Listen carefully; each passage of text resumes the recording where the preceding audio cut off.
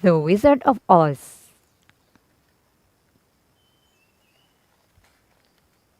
Illustrated by Mauro Evangelista, retold by Rosie Dickins, based on the story by L.Frank Baum.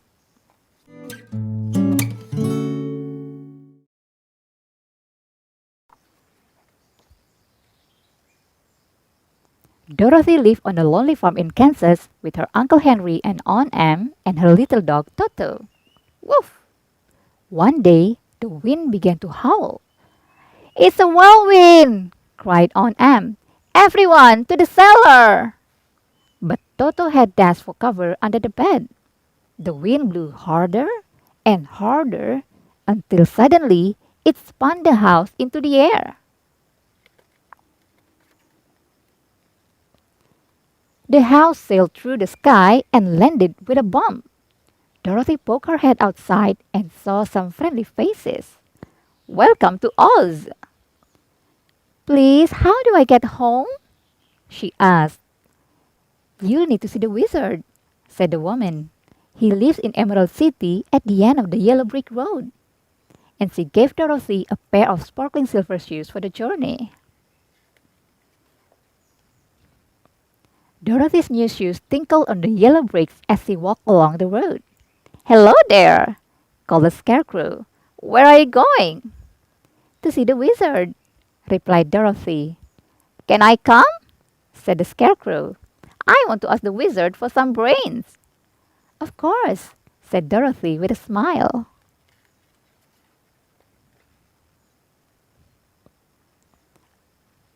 A few miles on, they saw a Tin Man. He stood stock still, his arm stuck behind his head. "Help!" he grunted. "I've rusted up." Dorothy picked up a nearby oil can and trickled oil onto his stiff joints. "We're on our way to see the wizard," she said. "Can I come?" asked the Tin Man. "I want to ask the wizard for a heart." They had barely set off again when a lion leaped out of the trees with a terrible roar. The Scarecrow trembled, but Toto barked. "Oh!" yelped the lion. "Don't hurt me.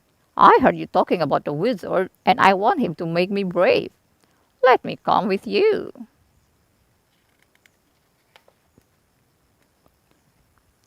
The four of them followed the yellow brick road as it wound on and on, past forests and rivers and fields.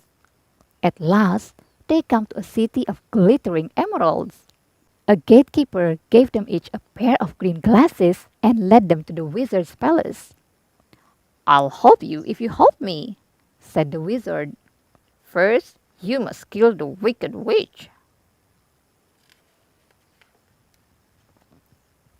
The wicked witch lived in a castle guarded by wolves and crows. Grrr! But the Tin Man fought off the wolves. "Quack, quack!" And the Scarecrow scared away the crows. Furious, the witch summoned her flying monkeys. Soon, the friends were prisoners in her castle. "Now you're my slave," she cackled. "Get to work." Then the witch noticed Dorothy's beautiful silver shoes. "I want those shoes," thought the witch. She waited until Dorothy was fetching a pail of water. Then she pushed her and pounced. Dorothy was so annoyed she threw the water all over the witch. At once, the witch melted away into a puddle. "She's gone!" cried Dorothy, quickly putting on her shoes. "We can claim our rewards." The wizard's reward were rather strange.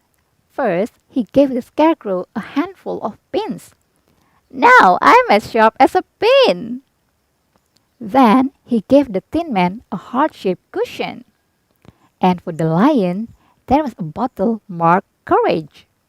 Last of all, the wizard showed Dorothy a hot air balloon. "We'll fly home," he said. But the rope snapped and the balloon took off without her. "Go to the good witch Glinda!" called the wizard. She'll help you!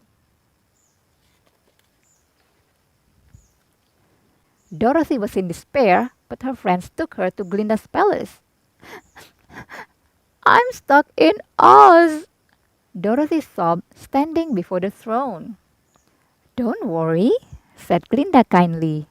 The silver shoes will take you home. Just knock the heels together and wish. Dorothy and Toto whirled through the air and landed back on the farm. There stood Aunt Em in front of a brand new farmhouse. Dorothy ran up and threw her arms around her. I've been on an amazing adventure, she said, but oh, I'm so glad to be home. And Toto barked as if to say, Woof woof, me too.